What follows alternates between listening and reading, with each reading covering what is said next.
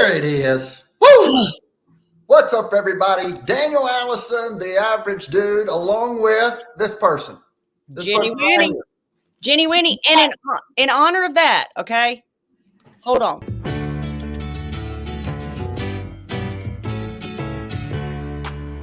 Welcome back. Your dreams and your ticket out. I love it. Yep. A little welcome back, Carter. I never actually saw that show, Jenny. But the amount of excitement, of adrenaline, of understanding what it is that my cousin brings to the table, I couldn't be more full of excitement right now. That's what I'm talking about, because I was like, all I could think about was welcome back. And you know what? You've never seen it, but it is actually welcome back Cara. Cara. There's no Carter. There's no R. No Carter. Really? I did not know that. It's Kotter. Folks, this is why you tune in. How many if you didn't know, you could be like, they're like, tell us what the name of that show was and get it right. Your life's on the line and you're like, welcome back, Carter. You just died. Oh, yeah, exactly. I'm gone. Yeah. Speaking of weird, funny, neat game shows that I forgot about, I was watching TV last night and there was a guy doing a show. Remember, it's like To Tell the Truth was like the name of the game show. Yeah. And they would keep asking this part. So they put a lie detector on them before the show, I guess. Uh-huh.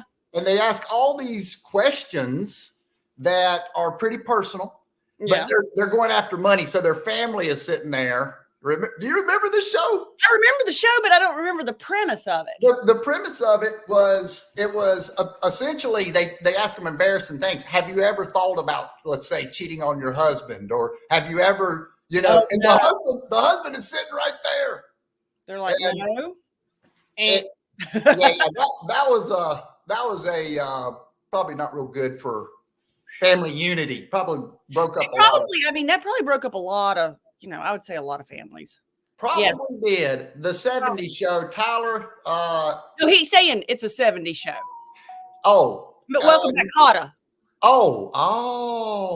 So you gotta, it's a delay. And I'm just assuming that's where Tyler was going with this. And yes, it was. It also had the great John Travolta was one of the cast members. John Travolta was one of the cast members of Welcome Back, Cara. So we've got two great guests that have come in backstage. Did you notice that, Jenny? I did, Daniel. I'm with it. You're on the game. I've been gone, and I've seen things over the past, week. Yes. So, but I'm still. Tell me a little bit about what you saw, what you experienced. Well, what I did the last 2 weeks. I mean, my husband has literally got sick November the 3rd. Today is the 30th.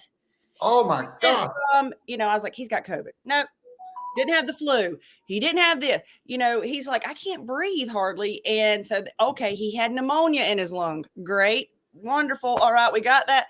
And then I was like, you know what? He's feeling better. But I told the doctor, I was like, I need you to check his oxygen. Something is up. It ended up, he didn't have any of these things. His oxygen plummeted. He had a softball mass on his liver pushed up into his lung and collapsed it.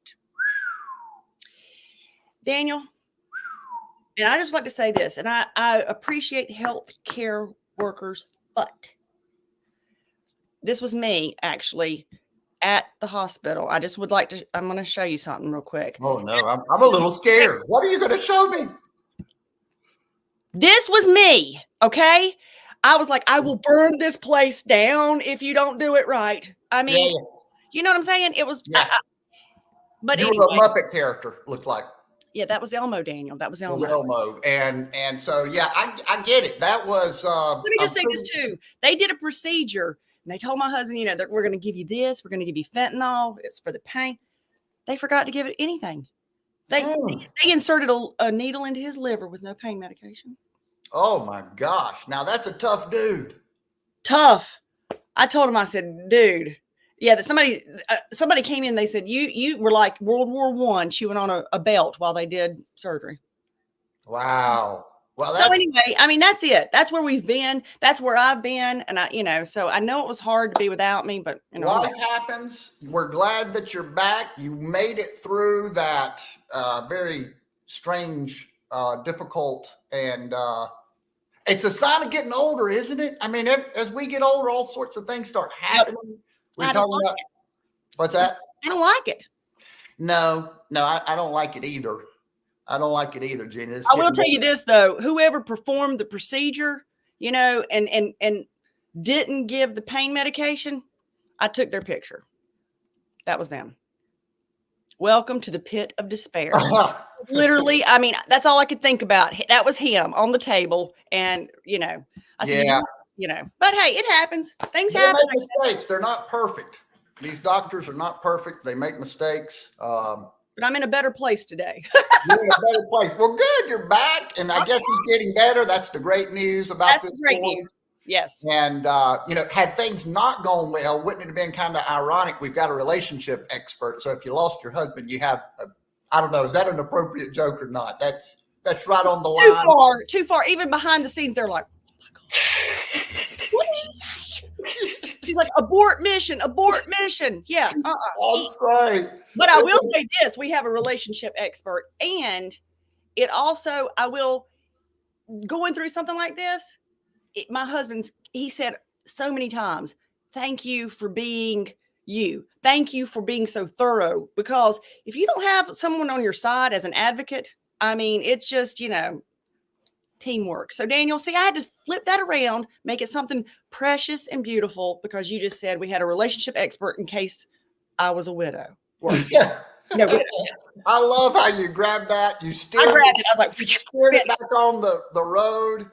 And we've got a couple of relationship experts, actually. We got one in the comments.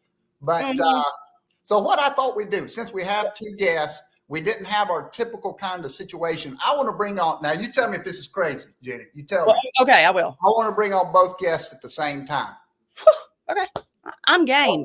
I want to meet both guests. I do. And talk to them a little bit. And then we're going to have a discussion, all four of us here. Okay. Before we do that, Joe's got some great to see you two. Can only be on for a half an hour, so I have a meeting at noon. We better get the guest on. I know, Joe, but it's good to see you back. Okay, so our first guest, Jenny, is going to pronounce the last name for me. Why would you do that to me? No, our first guest, Cara Ferneyhough. I'm going to say Ferneyhough. Very close. Ferneyhough. Ferneyhough. Close.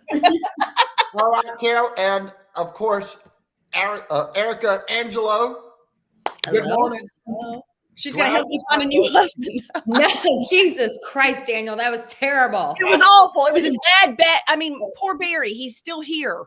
He's like, oh my gosh, Jenny, I'm so sorry you went through that.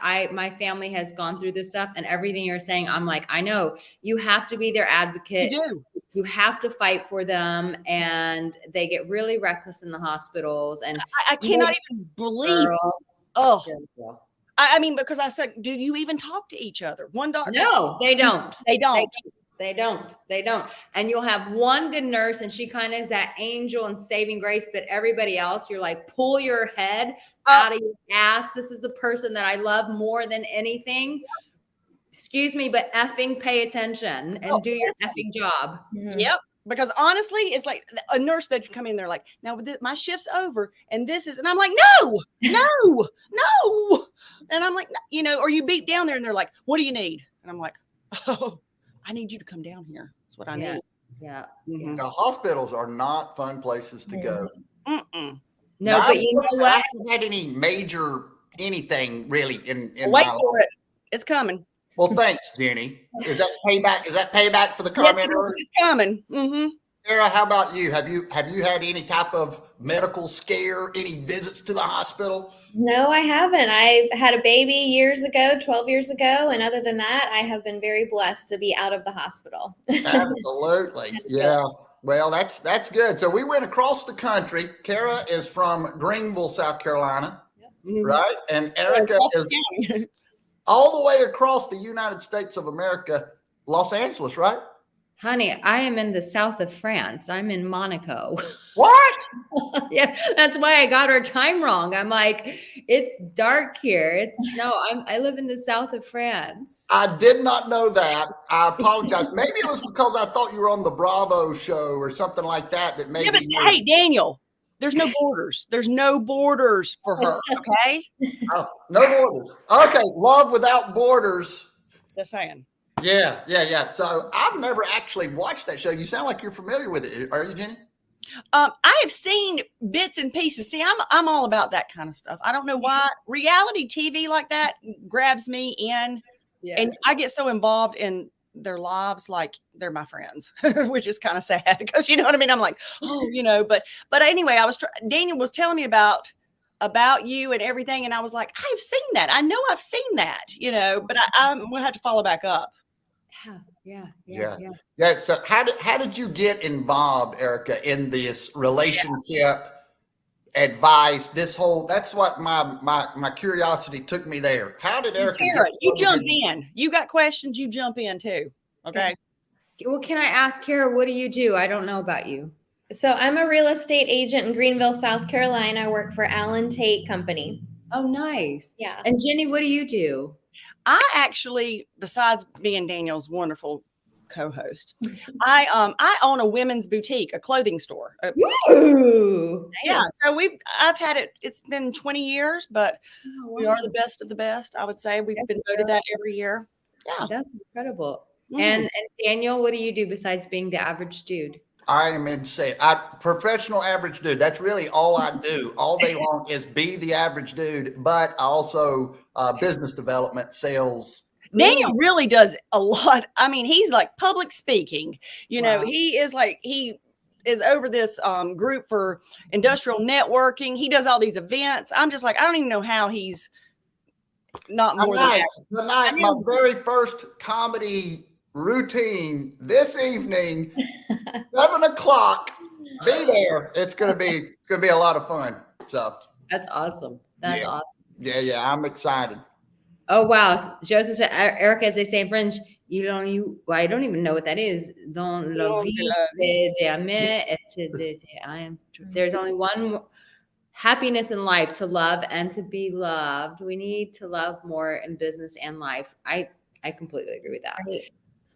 So honestly, years ago, a friend of mine, I had gotten married super young at 18. Can you guys believe that? Came from Yes. Texas.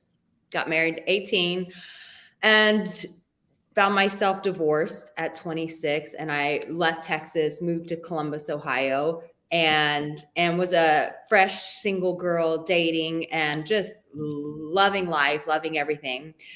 There for a year, moved to LA, wanted to be an actress, singer, model, all those things. And I had a real estate business at the time in Ohio and Texas. And my real estate partner said, hey, I watched you go from married to divorced to single. And he said, you have a gift when it comes to people and connecting. He said, I watched you with dating. I think you should give dating advice. And my words were, is the stupidest thing I've ever heard. Who on earth needs help with dating? It is like taking candy from a baby.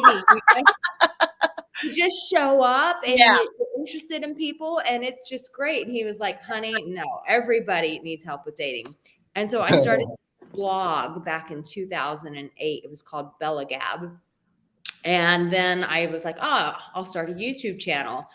And then that's when offers just started coming in. It was just all these reality shows, which back then I was like, this whole reality show thing, it won't last. It won't last. Here we are, 2023. Needless to say, it's not going anywhere. And so I said, I just kept getting all these offers. Hey, we want you to do the show. And nothing ever worked out. And that's why I was in LA to try to get something going. And finally, I just said, I'm done. I'm done with LA, kind of done with America, and moved to Bali, Indonesia. And was just continuing my business with, meeting with clients over Zoom and running my YouTube channel, selling my online courses to help people with dating and relationships and boundaries and all that stuff and personal development. And then I get an email and they're like, hey, we have this show where I'm a casting agent from LA. We have this show. And I wrote back and I was like, oh, that's really kind of you, but I'm not interested because I live in Bali. Like in my mind, I'm just like, I'm done. I'm done with LA. I'm done with hustling to make things happen. Yes. I am living out with rice fields and beaches and fresh coconuts. Like I'm in my haven, like leave me alone. And he said, listen, just let's get on the phone and let's talk. And he said, Arica, we want you on this show because you have this worldwide presence. You live in France, you've lived in Thailand, you've lived in England, you've lived in Bali. And he said, that's what this show is about. We're taking 5 Americans who just can't find love. And we want you to help them find love in 5 different countries. And I was like, did somebody write this show for me? I'm like, me? I mean, that is almost like, wait a second, like, how awesome is that though? You were like, no, I'm not interested. And then they're just like, but this and this and this. And it's like, I mean, okay, that's perfect. That was perfect for you.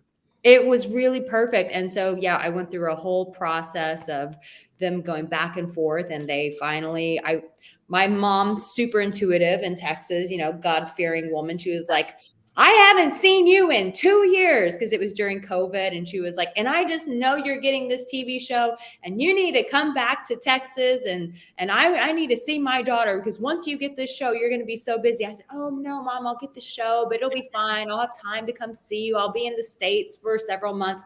She just knew. And so lo and behold, I'm in Texas and I'm with my little niece and I took her shopping at Zara. It's pouring raining. It was just like, I was like, I'm not getting the show. No one's messaging me. Producers aren't calling me. I'm like, it's just over. It's just done. Yeah. It's just done. And then I get a call and the person says, well, I've got some good news or some bad news. And I said, oh, they picked the other people that they're interviewing. He goes, no, they picked you. And I went, are you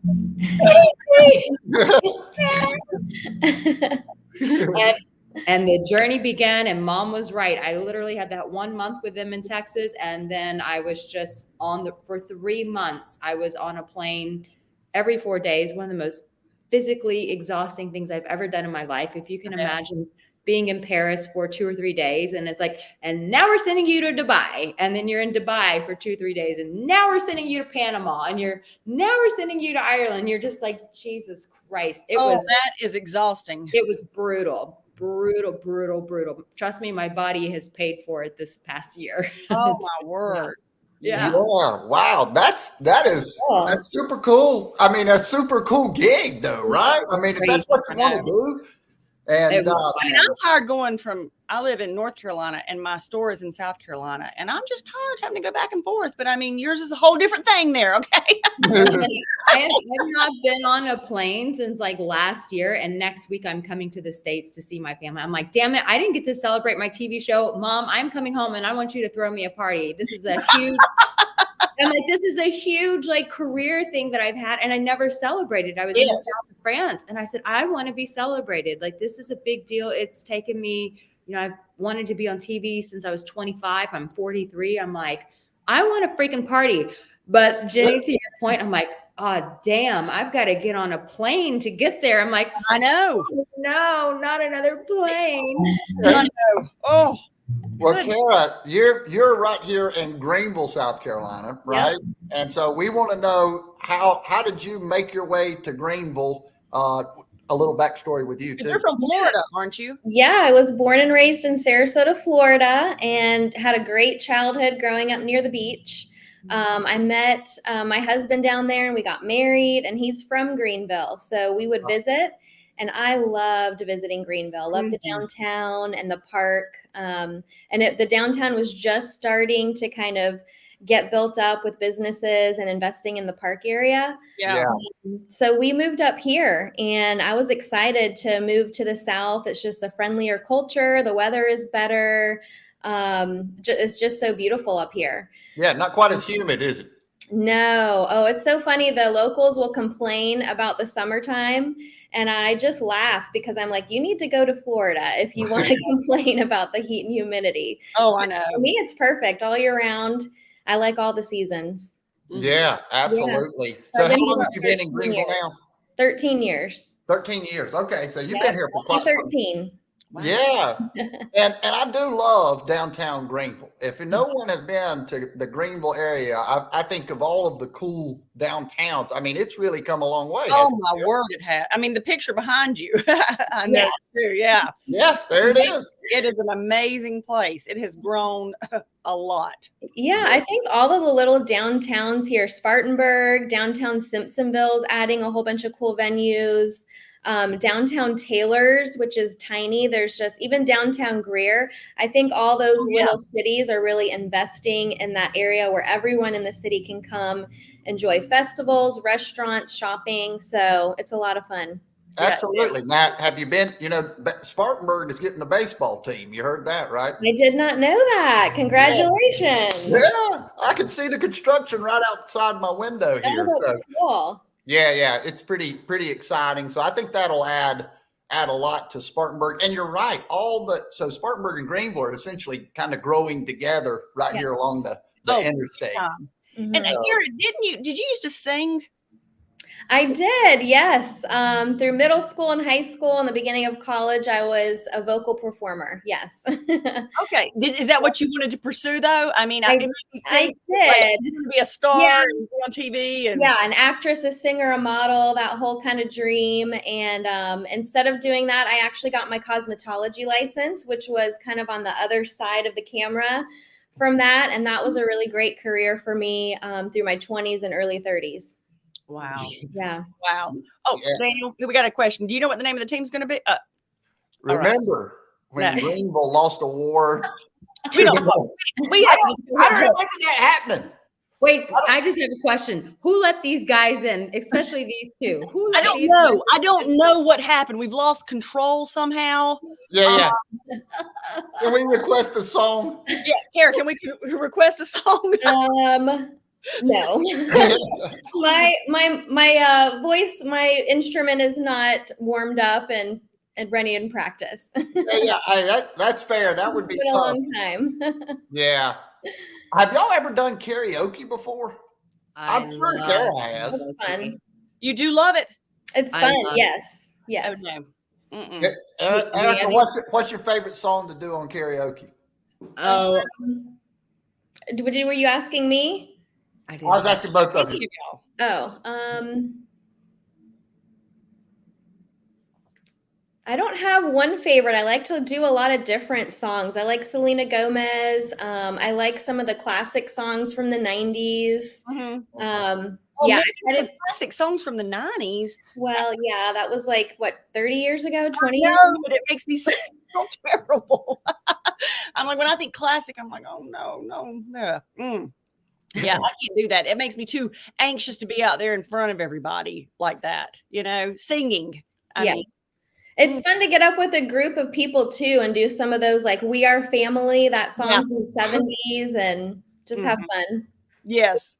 It is, but now I remember, and y'all tell me, now, Arica, it seems like you got kind of used to being on social media and doing the videos and doing that sort of thing, maybe from earlier on. But how do we all feel about that? Back that ass. Come on, man. Well, it was his wedding song. I can believe that. Wedding song. That's what he said. There's something really wrong with you, Eric. Really. I love Eric. I was on their show, and I don't know if there were many moments where I could not breathe. I know. And you never know what's going to happen, because I was on the show too, and I'm like, okay, I wasn't prepared for that. Oh yeah. That was I saw you on Eric's show, Arica, and that's why I was like, I've got to talk to her, and because y'all did a good job with that. I thought it was that really was good. so much fun. Yeah. So But you're asking, what do we think about like being on social media? yeah, so there's this fear and trepidation about being judged, and you got to put yourself out there. Being How do you transparent. Yeah. How do you feel about that, right? I mean, is there some fear and trepidation? Do you see that in your clients? How do you encourage people to get over that? Yeah, I think here's the thing, like there's a core human need in all of us to be seen, right? But with that desire of wanting to be seen, there's also that fear of what you're saying, of being judged. And especially now, like I think our culture is really toxic when it comes to judgment. And Very it's much so. we've got one side that says, you know, you just need to accept us. But if you don't do that, I'm going to judge you. And it's like but at the end of the day, it's about self-liberation. And it's like, if using your voice, if showing your face, if that brings you liberty, at the end of the day, you have to ask, who are you staying true to? Is it to yourself, or are you going to betray yourself and this imagination of being judged in the future? And it's really like, it's coming back to yourself of like, is this important to me to get my voice out there? And do I have something of value to say, or do I have something to offer if I'm out, you know, in the dating relationship? And it's like, the minute that we start succumbing to that fear of judgment, it's a form of self-betrayal. It's prioritizing people's fear over your truth, over your desires. Mm-hmm. And that's the heart of it, that we have to really check in with ourselves and go, yeah, people are always going to be assholes, but like, what am I going to hold myself back because of that? No, of course not. I know, but we tend to do that sometimes, though. I mean, because of that fear, you know, the fear of being judged, the fear of what if, I mean, it kind of goes back to me for thinking when you're young and you're like, what if I'm not accepted? What if I'm, you know, what if that kind of thing. And I think it's that wanting to be accepted by everyone. But, you know, there was something that you said on one of your posts, Arica. It was something about, and it was about relationships, but it was like 3 points, and one of them was something about accept your let's see what the things that are best about you, or something like that. And that's what I wanted to ask you about, was like, what do you mean? Like, how do you accept the best of you? You know what I mean? It's like, because it's hard. That's hard to do. It's hard because we don't practice. Anything that we don't practice is very hard. But once you practice it, then it becomes, but we're so conditioned to judge ourselves. I mean, think about it. When you grow up in school, what do your parents tell you? No, you can't do this. The teacher says, no, you get graded on performance. And so we're always evaluating our deficiency. But it's like really just kind of changing that paradigm and going like, what do I excel in? Like, you know, it's like, am I gifted with people? Do I make people feel loved? Do I make people feel seen? Do I make people feel celebrated? Am I funny? Like, what's the value that I bring in this world that I'm really proud of? And really acknowledge that and give myself credit for that. But we're so, it's this weak, underdeveloped muscle that all of us have, because we've been so conditioned to do just the opposite. Mm-hmm. Focus on where you're weak. Keep dealing with that. And then what does that do? It keeps us in a place of fear of just like, yes, I'm going to be judged. But if you're really owning yourself and you're like, well, hey, I'm good. Damn. I'm good with my boutique, and I know how to pick inventory, yes, and I know how to make women feel special when they walk in that door. And what a gift I have, because I've just made her day. And because I made her day, when she gets home, she's going to be a better mom to her children, all right, because I made her feel powerful with my clothes. Mm-hmm. And it's like, when we start conditioning ourselves to think on that, think on these things, it really starts developing like this sense of like, hey, I can trust myself. I'm wonderful. I'm powerful. I'm great. I have these things. But it's why it's hard is because we're taught to do just the opposite. And it's literally developing a different muscle. Eric, I'm judging your face right now. But see, now Rodney preaching, because you're right. That is right. It's kind of like my daughter, she's 20. She can be the hardest on herself. She'll say something, and I said, okay, would you say that to me? Is that something you would say to me? Like, I'm just going to throw something out like, oh, I can't get anything right. And I'm like, would you say, Mom, you never can get anything right? No, you wouldn't, because you love me. I said, so why would you say it to yourself? You know what I mean? It's like, love yourself enough not to constantly criticize yourself and see all those good things that you do. That's what I think. Now, wait a minute. I've got a question. But it's good to be self-aware, right? So we've got to be aware of the good, the bad, and the ugly, right? I mean, Eric's face. It's just my face is too perfect. Oh Lord, Eric. Yeah, but there's a difference.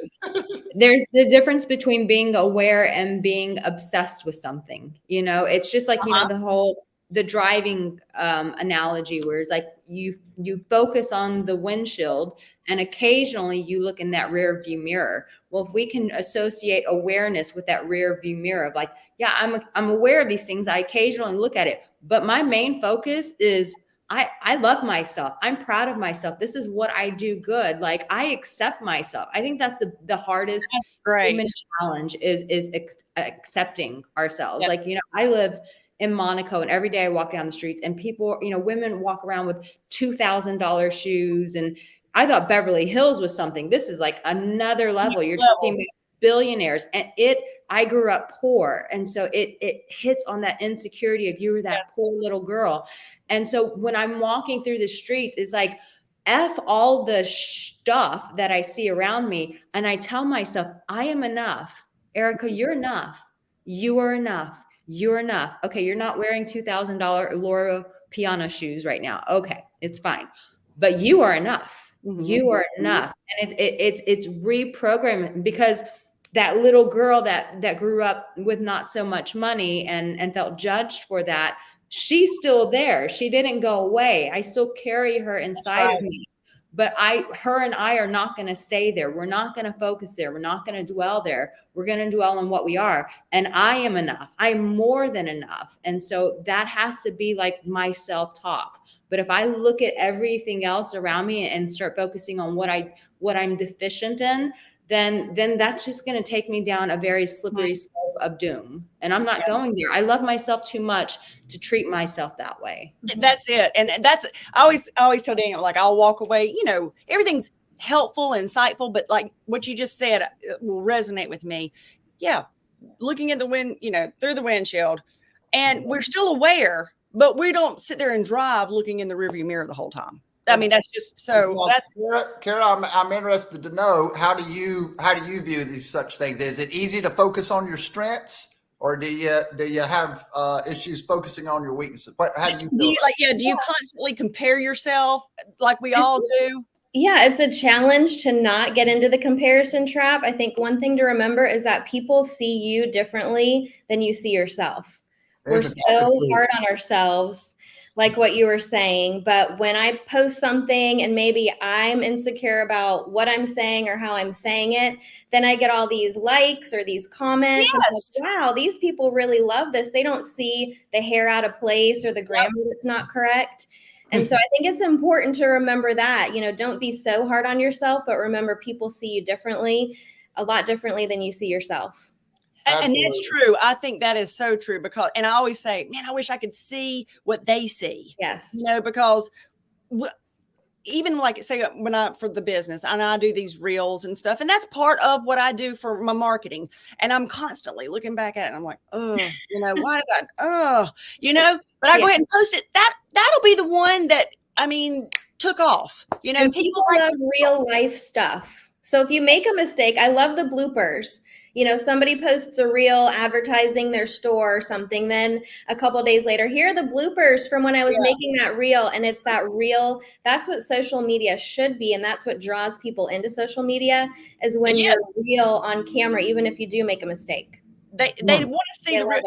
Daniel, one day he'll let me post. When we first started doing this, beforehand, we had on, I can't even remember what, it was Michael Jackson. We were just, we were jamming before we went live.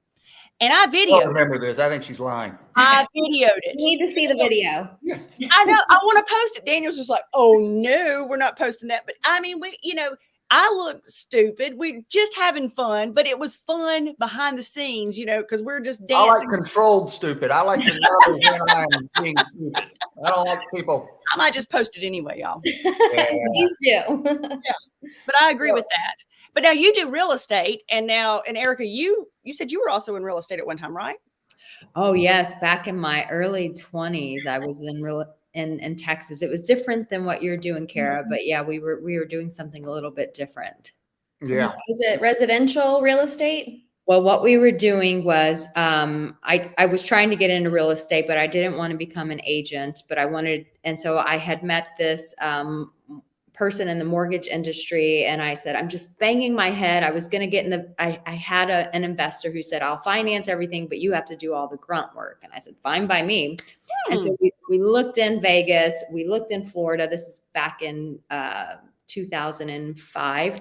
And the guy in the mortgage industry, he said, stay away from both markets. They're both bubbles that are about to burst. And I was like, well, what do? I've spent thousands of dollars trying to learn real estate. And he said, just look in your own backyard. And I was living in a town in Texas with my then ex-husband and or husband. And I said, well, I was so naive. I said, well, it's really hard to find a rental property and the rent's really high, but gosh, our home was so cheap. And he said, are you crazy? You're sitting on a cash cow. He said, these are called, cash flow properties. And he said, because I'm in the mortgage industry, I have all these California investors who are looking to move their equity into cash flowing properties. So that became our business. And I was learning how to secure properties under contracts. And the agents were like, you can't do this. You can't do this. And I'm like, I'm going to do it. And so we were just making it happen. And then, overseeing the cosmetic repairs on the property, moving people into the property and then handing it over to the investors. So it was a learning journey. It was a lot of fun. And it was a lot of work. A lot of work. Yeah. You're like, I'll get on a plane and fly to, Thailand now. Because that's a lot of work. That's a lot of work. Exactly. I would love to hear about some of the patterns and some of only the names will change. So these men, I guess you're working with men and women, Arica? Yes. So, I predominantly most of my marketing has been geared towards men, but I still have women that come through. Because they need the most help, is what you're saying, Arica? I think if I'm being very transparent, I think that women have been given the permission to be emotional, connecting beings, and men have been very conditioned. Your job is to go and provide. Men, you go be you become a robot. You go out, bust your ass, and provide. And then the woman, you get to have feelings, you get to have emotions, you get to have this. And now the landscape has changed. Women are making their own money and they're going, I need a man that I can connect with. I want to know how he feels. I want to emotionally have that support. I want that vulnerability. And men are going, what the hell are you asking? Wait a second. I don't cry. I don't do this. I don't show that kind of emotion. Women get so pissed off at them. And I'm like, but they've never been given the permission the way you have. I said, it's just like you going up to your boss and you're working for this new corporate job that new modern society has finally allowed us women to go into. And you go up to that boss and you go, I'll be damned if Jim's getting paid $200,000 and I'm making $100,000 doing the same job. I said, what's the likelihood of you having the courage to go and do that? And most women will say, not at all. And I probably wouldn't do it. And I said, right, you haven't been equipped to do that, whereas men have been equipped to do that. Now let's reverse those roles. You've been equipped to express yourself, share your emotions, allow yourself to cry. Men have never been given the opportunity. And so that's where my real work is giving men a voice and saying, hey, you're not, I can't say the word here, but you're not a P. It's actually endearing when you see. I've got it. It's like a game show. What now? You got what?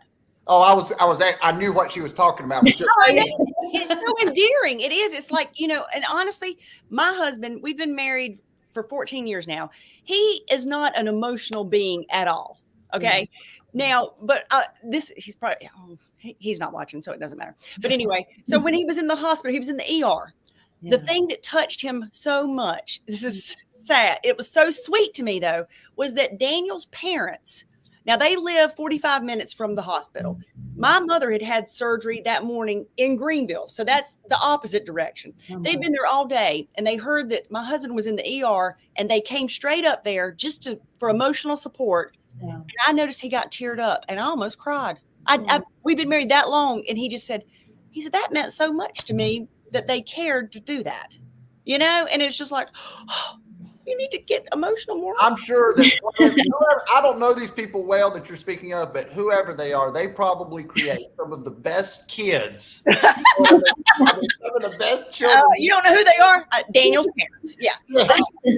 It is. You're right. Because I have said so many times, Erica, I'm like, get mad.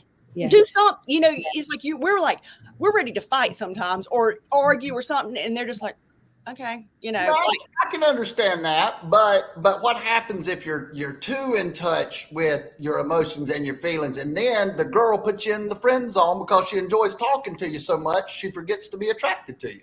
Well, here's the thing, and this is what every man says, and I appreciate you saying that, but what I'd say to men is like, it's not either or. Don't throw the baby out with the bathwater. That's right.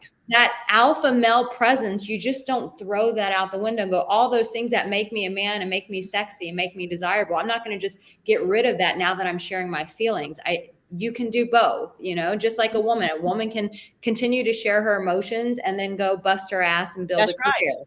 You get to do both. And when men get put in the friend zone, it's most of the time because they don't have boundaries. They're not speaking up for themselves. They are putting themselves in the friend zone because they don't have the courage to go, hey, I like you. I want to date you. Instead, they're her emotional support dog. So they're not being transparent and they're not using their voice, which is their problem. But so you're not going to put in the friend zone as long as you're making your desires known. That is so true. Yeah. And that's manipulation. A lot of guys use that and they go, oh, I was this and I was that. And I said, no, you're not a victim. You were being manipulative. You thought that you could slide in under the radar without getting rejected. So you wanted to be the friend. So you never had to put yourself out there to potentially get rejected. And you lost. And you lost because it was your fault, because you never used your voice. You never told me. And I completely agree with you. If something happens to our husbands with their liver or something, Cara, see, Daniel's arranged that me and you're getting tips right now with Arica. I am all about what she's saying right now. I can relate to everything. It's so true. It is so true. Yeah, because you don't have, what you're saying too is you don't have to be either or. You don't have to be this big alpha male, you know, I'm tough and I'm going to do this. But you also don't have to be there like, oh, it's a Hallmark commercial. And you need to be clear in what you're saying. If you want to then ask them out. Don't say, hey, you want to go? Let me know if you ever want to go for a glass of wine. That's not hang out sometime. Be clear. We're not mind readers either. Yeah, exactly. When we see these things, you know, to your point, Arica, when we see these things about ourselves, you want to play how could they do that to me? Right? We want to blame the blame game. And when I started kind of looking, wait a minute now, you're absolutely right, because I've caught myself doing this in a book called No More Mr. Nice Guy. Yes, right? yes. No More Mr. Nice Guy. And it's these covert contracts that you're making, like, oh, if I'm super nice to you and I'm just as perfect, I'm exactly what you need to be, then you're going to like me, right? Yes. And that is a dangerous trap. And it's not fair. I mean, these nice guys, what we're actually being is manipulative, right? 100%. 100%. And so, yeah, it's I call it, the new term that I'm kind of coining is becoming like this spiritual alpha, you know, because I believe, you know, I have my whole spiritual side of things, but it's like, I love school, like for like a Bible school or something. How did you find that out? Eric and Rodney can actually attest that I am a deep diver. I will. They'll be talking about something on their show, and I'm like, I'm like that Jim Carrey when he's like, I never talk about that, but I did. Yeah. But I call it a spiritual alpha because I think the term alpha has been demonized, which I love the term alpha. I identify as an alpha. I'm like, I'm alpha, but I'm also feminine. It's not, once again, it's not either or. I'm both. You know, it's like, I look at God as masculine and feminine. Like we've got both of those. And so it's like, yeah, I think for men, still be that alpha, but still be that guy that has that sense of heart. Yeah. And I think that that's what the term alpha is really losing. It's that sense of heart that comes behind it. And what a woman connects with is through a man's heart. And I'll have to say this. Okay, I'm going to call Eric America's sweetheart out. Like he says, he's being all, sometimes I cry when the Patriots lose. But I will say that his show this morning, you know, he'll be dogging on people. He's dogging on me for my comments. And I'm like, that's just rude. But also he read this story about this girl who was, you know, she was 12 years old. She was sold, you know, as a child bride, and he actually had emotion behind that. And I was like, see, he can be that way, but I almost called him out and said, you know what? It's nice to see that caring side too, No, No, Eric is a really deep soul. We've got he to really is. He is, because I'm like, oh, that was so genuine. I could tell that he was actually. Wait a minute. Eric Ryan is a deep soul. I checked out there for a minute. I'm sorry. I don't know what happened. No, I agree. He is. But moving on from it, just kidding. No, what I would like to talk about or think about is, how do we make these changes? Yeah. Right. So we see that we are this way, right? And we want to change how we are, how we're showing up in our dating life and maybe on social media or however. How do you suggest folks go about making changes? Well, there's this brilliant dating and relationship coach named Arica Angelo. And she offers this whole service on coaching. She has this website, aricaangelo.com, and there are all these courses that help you do these things.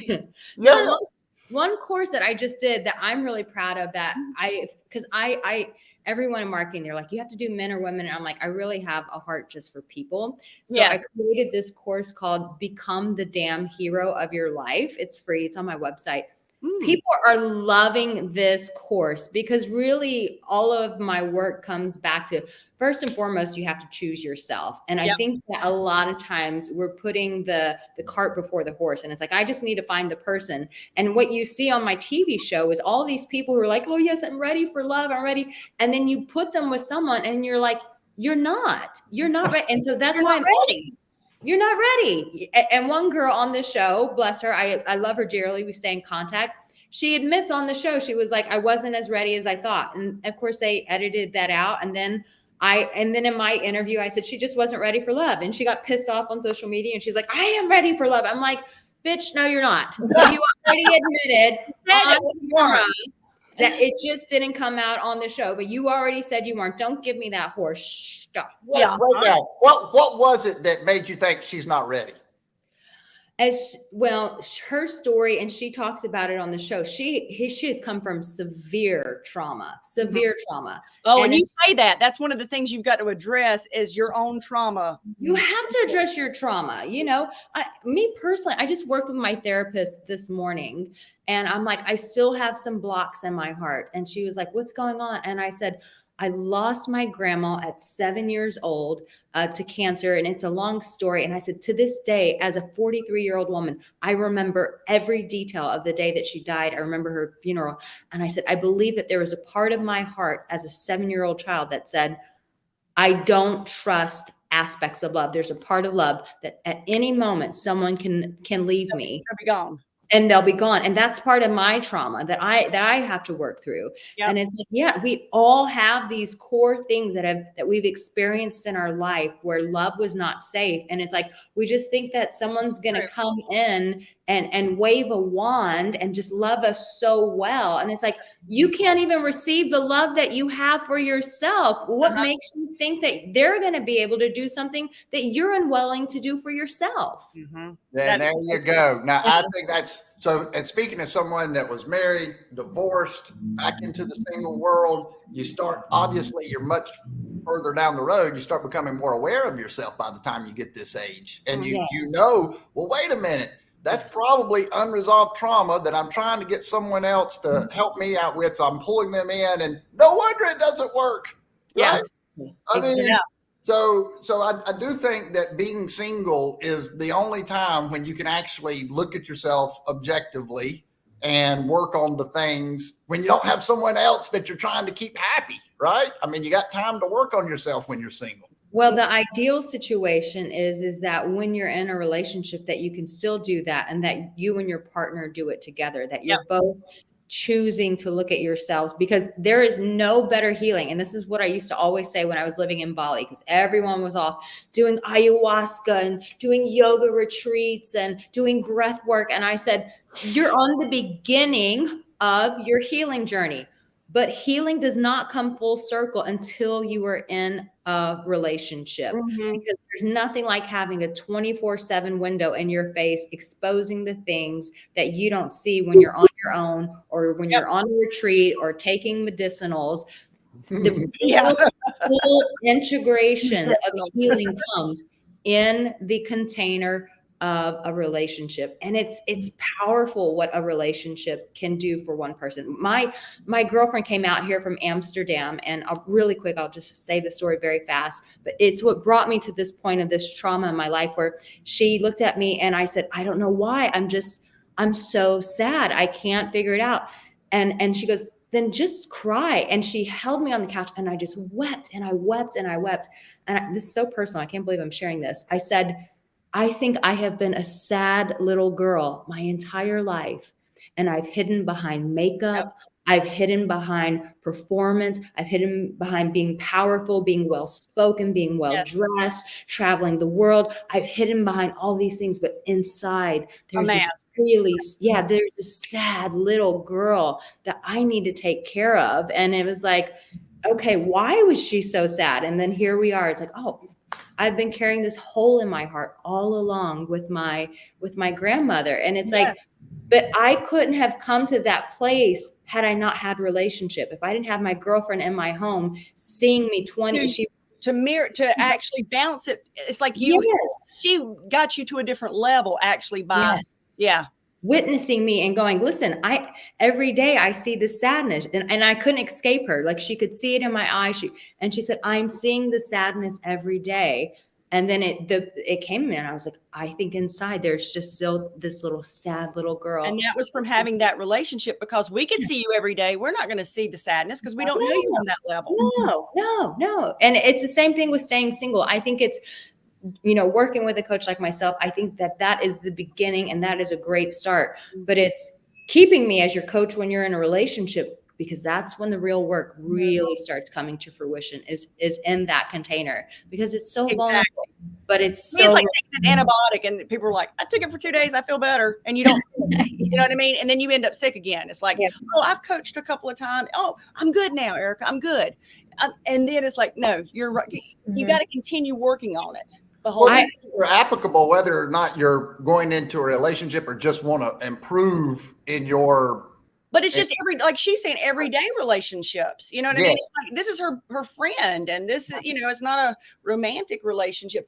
One thing I was going to ask, because I know we're running out of time though, is like, because Cara, you deal with people in real estate, okay? I'm thinking about how is this applicable over into those relationships? I mean, do you find that you have to put on a certain way with your clients?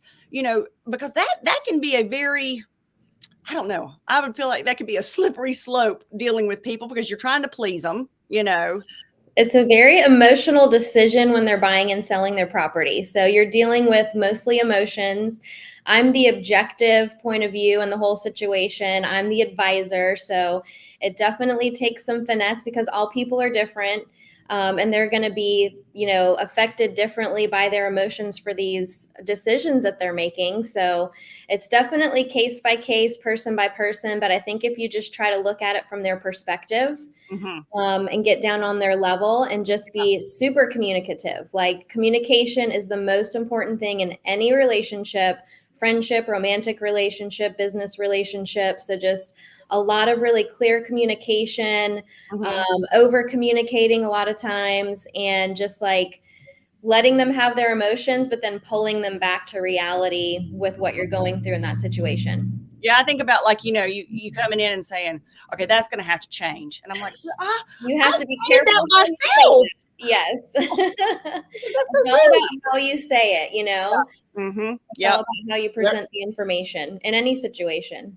Cara, I feel like if I were a home buyer, because I feel like it's such a vulnerable thing to buy a home. I feel like if I were working with you, I'd feel really safe with you. I'd be like, this is so vulnerable, but I feel safe with her. I know. Yeah. Cara, you know what? You haven't said but it's almost like you give this feeling of safety. It's like support. Yes. Thank you. Being genuine, honestly. Thank you. Yeah. I think most really good realtors, they have a service heart. because we do a lot of stuff that we don't get paid for. And Yes. we just do it. I mean, people are painting walls in a house. They're picking up dog poop in the backyard. There's all sorts of things that we do to help these people through these really complicated, kind of scary processes. A lot of real estate agents volunteer with 501(c)(3)s and charities and have a heart for serving people. And I think that makes a really big difference in your real estate agent, because it is such an emotional process. You need somebody that's going to be there for you. Yes, it is. Yeah, you need that stability, I would think. If you're going to buy a house, you need somebody that gives that kind of reassuring, calming effect. Yes, definitely. Need to keep people calm at the closing table. Now, I guess sometimes you have to be a little more assertive if you're taking an offer for someone, because you're looking after the interest of your folks, right? Yeah, you wear different hats. So I still want to be clear and kind and communicative with the real estate agents that I work with, but there's also not emotion involved when I'm dealing with them. Mm-hmm. But there's also manners and a way to talk to them so that they want to work with you, and making it a pleasant experience. So yeah, you kind of have to wear different hats depending on who you're interacting with throughout the whole process. Now, do you feel good about working with just about anybody? Do you have a kind of a customer avatar that you'd like to work with more than others, or are you pretty flexible? No, I would work with almost anyone. I mean, I would prefer someone that is a little bit more easygoing than high maintenance, but I can handle high maintenance if I need to. But easygoing people that are sweet, that trust me and want to, walk through the process with me are really just my ideal customer. I like that. Yeah. Jenny Winny, do you have a question? I see that big star question in front of your face. Arica, you know what I was thinking is, I'm going to pitch you for another show. I think you'd be perfect on Married at First Sight as one of the relationship experts. That's so funny. The production company, so Bravo Bravo bought the show from Kinetic Content, which are the producers, and my contract was with Kinetic, not with Bravo, actually. Okay. And Kinetic owns that show. Because I kind of got to know Jamie Otis a little bit better. She was like one of the original. She was the first season, and she's still married. And I just followed them, and then I kind of got to be a little friendlier with her, talking with her some. And I'm like, you would be perfect, Arica, because you seem like you're like the real deal. You actually are saying you're not ready for this. This is what's compatible with this. And I noticed that on your show, that is what you do. You match them up with people they should be compatible with. Yes. I'm Married at First Sight. I go, what in the world were they thinking? And then once they're together, I'm like, oh, I get it. I'll never, you can't look at the outside and say those people would be perfect together. Right. But after they start, but you just seem like it's like you have like a knack or something. It's like you do this for a living or something. Well, and you also practice what you preach. Like you're working on yourself to make yourself a better person, instead of just trying to, make that your what you try to sell people. You're actually doing it yourself. So I think that speaks a lot to your heart and serving your clients. It's like you're implementing the things. You're not telling everybody, hey, you need to do this and do this. I do it too. And you're vulnerable enough to say, I'm still working on this. I never, my parents brought me up in the church. And so you're always exposed to like different ministers. And and I never felt safe with leaders who talked at me. Yeah. I felt safe with the people who talked with me, that we were together in this human journey. And that's really how I want to lead, is like, I'm not talking at you. Yeah, I know a lot of stuff because it's my work. But I'm with you. I'm just as vulnerable, and I hurt and I bleed, and I will cry with you, and I will journey with you, because this is a human journey that we're going on together. I'm just your guide. You actually know more than you think you know. It's just my job to help pull that gold out of you. And to heal the things that should have never been there in the first place, so that we can get to the gold. Yes. Oh yeah. Sorry, Daniel. Yeah, and thank you for that personal story that you shared, Arica. Yeah. I mean, I know that a lot of us kind of feel those things, but it always helps when somebody expresses that type of this a real human emotion that is like, I'm not just up here like everything's great. It's like, yeah, it's like, oh, that person feels it too. I can always relate to someone so much better when they're like, me too. I felt that too. And here's the thing. This is like what, I have a course on vulnerability. And the reason why is like vulnerability is that glue that connects us. But here's the thing about vulnerability is someone always has to go first. And that's why we don't have a lot of it. It's because most people are unwilling to go first. But I've been practicing this since I was in Bible college. I started practicing vulnerability, and I'm like, this is like a road to freedom. And the more I'm vulnerable with people, the more I'm seen. Look, you guys are seeing me. I feel loved. Cara has just met me, but she has said things about me that she's seen right through my heart. Right. But people will never see our heart. We'll never get seen for who we are if we don't take the risk of being vulnerable and sharing ourselves with others. Mm-hmm. Yes, I agree with that. Lead the way with vulnerability. If you want to be a leader, that's what everybody needs, right? Mm-hmm. Everybody falls in line with that because you're right. It makes it easier for everybody to admit what's going on with them too. Yeah, oh, yeah. Absolutely. Yeah. So, well, this has been a lot of fun. I know. Thank you for having me. Nice to meet you, Arica. I know. Jenny Winny. Yeah. What time is it where you are? I was trying to decide how to bring everybody on, right? So we a lot of times. I'm sorry. I said, what time is it, Arica? Oh, it's 6:30, and I'm as soon as we get finished, I'm gonna run to my little burger place, and I'm gonna have a burger and watch me some Theo Vaughn on YouTube. Oh, I love this guy. I love him.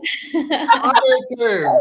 Yeah, so that's perfect. She's ending. I'm gonna have me a burger and some Theo afterwards. Yeah.